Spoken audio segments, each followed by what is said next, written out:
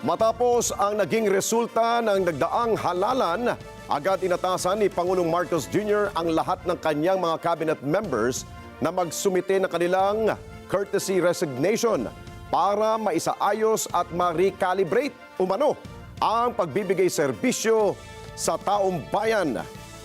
At dahil po sa kanyang kautusan, tumugon naman ang halos lahat ng kanyang gabinete. Report mula kay Eden Santos. Pinagbibitiw sa pwesto ni Pangulong Ferdinand Marcos Jr. ang lahat ng kanyang cabinet secretaries. Layo ng hakbang na ito ng Pangulo na iayon ang gobyerno sa inaasahan ng mga tao at upang muling i-calibrate ang kanyang administrasyon kasunod ng resulta ng 2025 midterm elections. Sa press briefing sa Malacanang ay sinabi ni Presidential Communications Office Undersecretary Claire Castro na ang kahilingan para sa courtesy resignations ay naglalayong bigyan ng Pangulo ng panahon upang suriin ang performance ng bawat departamento at matukoy kung sino ang patuloy na maglilingkod alinsunod sa mga recalibrated priority ng kanyang administrasyon. With this bold reset, the Marcos administration signals a new phase, sharper, faster, and fully focused on the people's most pressing needs. So, hindi na po siguro natin ikakagulat ang pagtawag po ng courtesy resignation ng Pangulo sa kanyang mga cabinet secretaries, heads of agencies with cabinet rank, other heads of agencies, and presidential advisors and assistants. Agad namang tumugon sa panawagan ng mahigit 30 cabinet secretaries ng Pangulo. Suportado ng mga ito ang desisyon ng Pangulo para sa courtesy resignation. Kabilang sa mga ito sina Executive Secretary Lucas Bersamin, Budget Secretary Amina Pangandaman, Finance Secretary Ralph Recto, DSWD Secretary Rex Gatchalian, DOJ Secretary Jesus Crispin Remulla, DILG Secretary John Vic Remulla, Agriculture Secretary Francisco Chu Laurel Jr., Agrarian Reform Secretary Conrado Estrella III at iba pa. Kaya dapat kami talaga, we just follow the leader.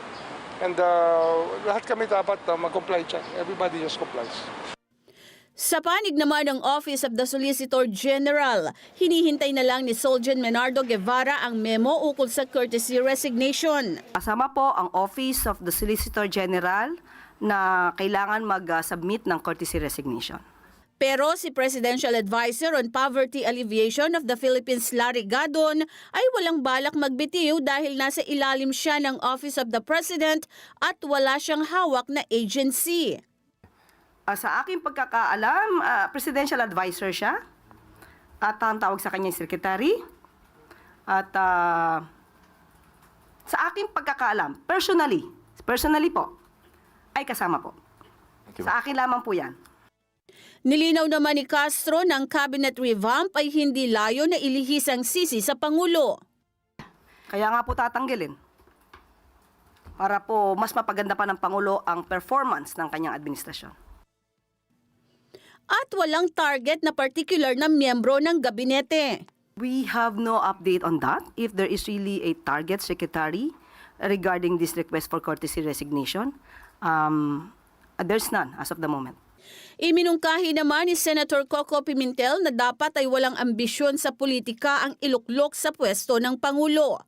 Sinabi naman ni Senate President Francis Escudero, dapat lumayo ang Pangulo sa mga walang ingat na kaalyado na sinamantala ang kanyang kabutihan sa pamamagitan ng paggamit sa kanyang political capital para sa pansariling interes ng mga ito. Suportado rin ni Senador J.V. Ejercito ang mass resignation. Nangangahulugan lang anya ito na gusto ng Pangulo na mag-perform pa ang mga cabinet officials. Siguro, basing on the results of the election, sabi nga niya, we probably have forgotten some programs na tingin tayo sa iba. So, siguro by asking the courtesy resignations of the cabinet officials, at least they'll put mag-perform sila. They'll be on their toes all the time. Yeah. Hindi yung prete-prete ka lang, kuya-kuya-kuy ka lang dyan sa opisina mo. At least they'll be on their toes, maging action, they'll be acting. No? Tiniyak naman ng Malacanang na sa kabila ng cabinet revamp ay mananatiling walang patid ang mga serbisyo ng gobyerno sa panahon ng transisyon. Wala ring maapektuhang mga programa at proyekto. At tuloy-tuloy lamang po ang pagtatrabaho ng mga cabinet secretaries at ng mga tao sa gobyerno. At mas maganda po itong mapakita rin ng ating mga heads of agencies, cabinet secretaries, na sila ay naaayon sa goal ng Pangulo. Ipakita nila na sila ay dapat na matantili bilang parte ng administrasyon ng ating Pangulo.